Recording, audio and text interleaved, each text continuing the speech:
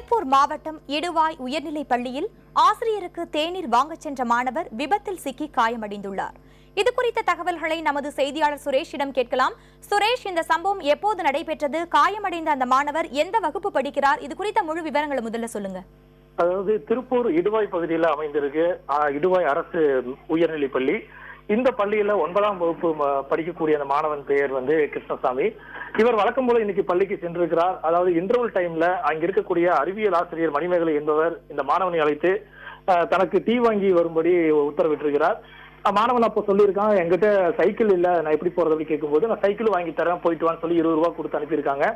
அப்போ பள்ளியிலிருந்து வெளியே வந்த கிருஷ்ணசாமி கொஞ்ச தூரம் போன நேரம் பார்த்து ஒரு முக்குல திரும்பும் போது எதிர்பாராத விதமாக எதிரில் வந்த இருசக்கர வாகனம் வேகமா அந்த பையன் மேல மோதியது. இதுல அவரோட சட்டைகள் கிழியப்பட்டு அவருடைய உடம்புல எல்லாம் பலத்த காயம் ஏற்பட்டிருக்கு. அதுல முக்கியமா அவருடைய வலது கையில அதிகப்படியான ரத்தப்போக்கு ஏற்படும்படி ஒரு பலத்த காயம் ஏற்பட்டிருக்கு. உடனடியா அங்க சுற்றி இருந்தவர்கள், விபத்தை பார்த்தவர்கள் உடனடியா அந்த மாணவனை மீட்டு அருகில் இருக்க ஒரு தனியார் மருத்துவமனை கொண்டு போயிருக்காங்க. அங்கே அவனுக்கு 3 ஸ்டிச்சு போட்டும் அந்த ரத்தம் என்பது முழுமையா நிக்கல, தொடர்ந்து ரத்தம் வலிந்து கொண்டே இருந்தது. அதனால அங்க இருக்கிற மருத்துவர்களை ஜிஹெச்சுக்கு அழைச்சிட்டு போங்க அப்படின்னு சொல்லியிருக்காங்க. அதன் பேரில் அந்த மாணவத்திலிருந்து அவங்களுடைய ஃபேமிலி இருக்கக்கூடிய நம்பர்லாம் வாங்கி அவங்களுடைய தாய்மாமன் எல்லாத்தையும் அழைச்சு ஜிஹெச் கொண்டு போயிருக்காங்க. அங்கே அந்த மாணவனுக்கு தற்பொழுது சிகிச்சை அளிக்கப்பட்டு வருகிறது. அதாவது இப்ப 10ஆம் வகுப்பு தேர்வு நடைபெற்று வருகிறது.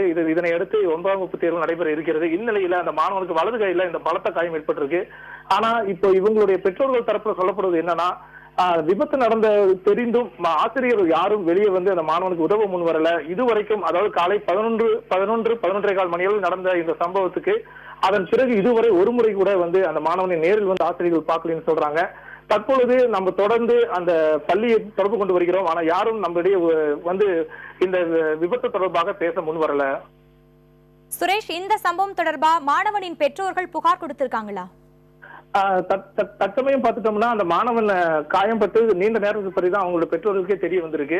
இப்போதான் அவங்க ஜிஹெச்சுக்கு வந்திருக்காங்க. இது தொடர்பா முதன்மை கல்வி அலுவலரிடம் போய் புகார் கொடுக்க இருப்பதாகவும், போலீஸ் காவல், அதாவது அருகில் இருக்க காவல் நிலையத்தில் புகார் அளிக்க இருப்பதாகவும் அந்த பெற்றோர்கள் தெரிவிச்சிருக்காங்க.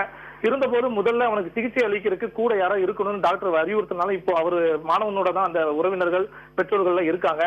அந்த சிகிச்சை அதாவது சிகிச்சை ஓரளவுக்கு ரெடி ஆனதுக்கு அப்புறம் தான் அவங்க நீ கம்ப்ளைண்ட் கொடுக்கறதுக்காக வெளியே போறதா இருக்காங்க. திவ்யா, சுரேஷ், உயர் அதிகாரிகள் அந்த பள்ளியின் மீது நடவடிக்கை எடுக்க வாய்ப்பு இருக்கா? நிச்சயமாக திவ்யா. அதாவது படிக்க வரக்கூடிய மாணவர்களை மற்ற வேலைகளுக்கு பயன்படுத்தக்கூடாது என்ற ஒரு ஆணை இருந்த பொழுதும் இருக்கக்கூடிய ஆசிரியர்கள் இது போன்ற தங்களது சொந்த தேவைக்காக மாணவர்களை வேலைக்கு அனுப்புவது, அவர்களை தங்களது சுய வேலைக்கு பயன்படுத்திக் கொள்வது என தொடர்ந்து நடைபெற்று வருவதை நம்ம ஆங்காங்கே பார்க்கிறோம். அது போன்ற ஒரு செயல் தான் இப்ப திருப்பூரில் நடந்திருக்கு. இந்த சம்பவம் தொடர்பா நம்ம தொடர்ந்து முதன்மை கல்வி அலுவலர் முருகன் அவர்களை தொடர்பு கொண்டுட்டே இருக்கோம். ஆனா அவருடைய எண் இது வரைக்கும் நமக்கு தொடர்பில் கிடைக்கல.